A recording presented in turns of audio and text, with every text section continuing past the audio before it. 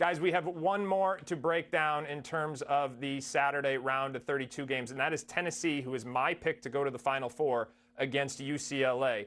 And, Chris, I'm going to start with you here. I'm curious how you feel about this as a former player, former coach. It seems like in the media, all we've wanted to talk about all season long is Mick Cronin and going off on his players in the post-game news conferences. But I think this is a team that looked really darn good. I mean, there was a lot of talk about, did Mick Cronin lose the locker room? How are his players going to respond to this? He didn't look like he lost the locker room in the first round, and I think they play a similar style to Tennessee, maybe not necessarily as well most nights, but when you look at the numbers, this is a similar style of play. Is there a path for UCLA to get a win here, or are you going with the Vols? I mean, there certainly is. I'm going with the Vols, but listen, there are a lot of people who picked that as a trendy upset to lose at Utah State, and it was total domination. And then one thing about Mick Cronin, he's a defensive coach, and forget about that. Remember Pitino did it last year, and everyone's like, he's going to lose the team. And they ran off, and look where they are today based on that same mindset. And who did Mick Cronin work for? He worked for Rick Pitino.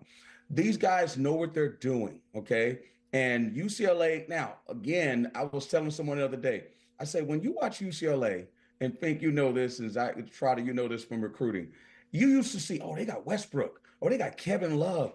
And you can't name anybody on this team that's a can't-miss pro. And so they have to do it by committee, in my opinion. But they're playing against the juggernaut and Zakai Ziegler, Chaz Lanier, Meshack. I mean, they just, again, because the SEC got 14 teams in, guys, they can ill afford, and I think you got Tennessee going to the Final Four, and I think Rick Barnes has a chance to face Houston. Tennessee, this is a must-win game for the SEC, in my opinion, because I think a couple more teams are going to go down. If Tennessee goes down, people are going to start getting in people's head, hey, maybe, this conference wasn't what we thought it was. So I picked Tennessee to move on with the defense, and the only reason I'll say I'll pick them otherwise, last year when they had Dalton Connect, when he didn't score, it was a wrap.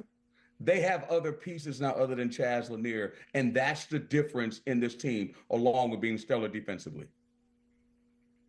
Yeah, you're spot on. They are top 5 defense in the country again, as they have been in each of the last 4 seasons, but this is the best offensive version of Rick Barnes' group we've seen in some years. Trotter, you got UCLA or you got Tennessee? I've slept on this one. I picked Tennessee originally when the bracket came out. I actually think I'm leaning more towards UCLA now, just because I think the biggest issues that we've seen for UCLA this year have been against teams with 5-out centers. That's not what Tennessee plays with. And I think Kobe Johnson's defense against Chaz Lanier is going to be awesome.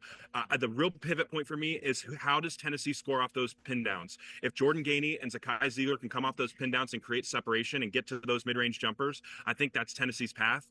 But UCLA matches up very, very well with them across the board. This is a rock fight. This is 63-61 with 3 minutes to go in the game. I lean UCLA in a slight upset. Guys, you are the best. I have fun with you, and more importantly, we're helping people get their brackets right and make some